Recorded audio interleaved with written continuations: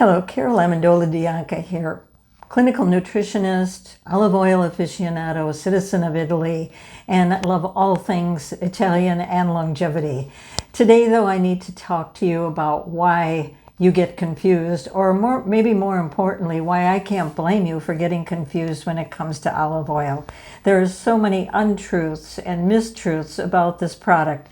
Everyone seems to have it in their cabinetry, and very few people really understand what they're using and what really is in that bottle of olive oil. Just recently, a client had sent me an email and said, I have a friend that went to Madrid, Spain, and she said that she took a food tour with a stop at an olive farm. And she was told that the olive oil in Spain is the best in the world because, or more specifically at this olive grove, because the altitude was so high and that the trees were able to breathe, or the altitude made all the difference. And that's what makes the olive oil from Spain so extraordinary. And then my client asked me, what do you think? So I answered her very quickly. I said, your friend was misinformed. There really is not one country, as much as I love Italy, as much as I adore Italy and the D'Oliva olive oil that I usually recommend after looking for years and years for a good quality olive oil. I cannot even say that Italy or Greece or Spain or Portugal or any of these other countries that claim to have the best olive oil, because it's not necessarily the country of origin. There is so much more. And there's so much more than the altitude of the trees that makes an olive oil extraordinary or not.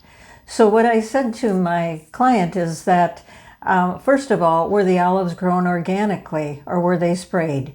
The altitude is nice because that, does give it some geographical benefits. But are the olives sprayed or are they not? Is there irrigation, where most really good olive farms do not have irrigation of water? They rely on the sun, the wind, the rain, and they are completely dependent upon the environment to produce a good bottle of olive oil. Also, are the trees pruned in the spring so that the trees flower, so that you can actually get a flower which will bring you an olive? Also, after they're picked, should the olives be picked at their peak of ripeness, with a range of ripeness? There's usually a range of ripeness.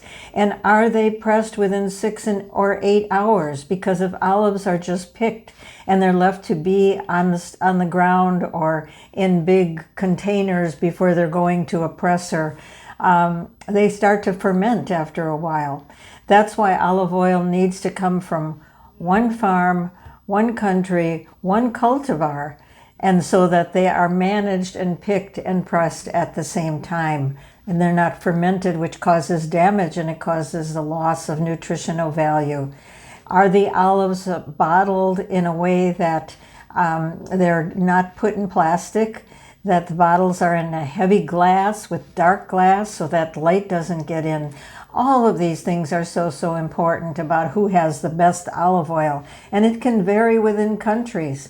There are countries that have mass producers of olive oil that will take in olives from all over the world that get shipped to them, or olives from all over the world that have been pressed and then the oil is shipped to them, and they produce a lot of olive oil, big volumes of olive oil, but it's not necessarily nutritious. It's not necessarily fresh. It's certainly not at its freshest peak if olives are being shipped from around the world so they can be pressed and olive oil produced.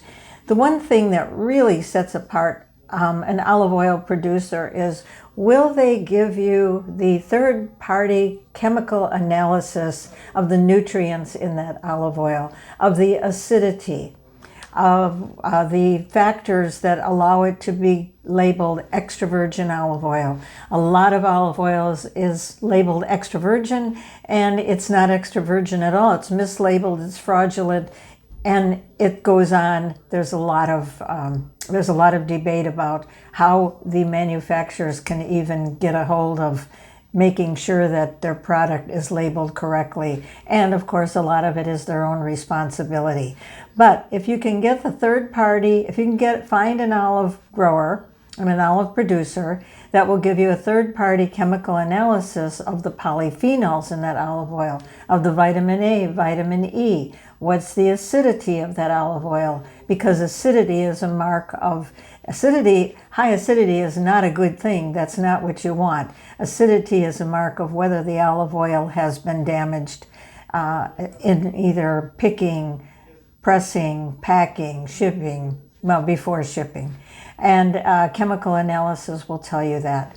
That's why I am so strongly recommending Deliba olive oil. I'm sorry this is not a channel where I just produce big dollars and make a lot of money off of. I hate those internet scams.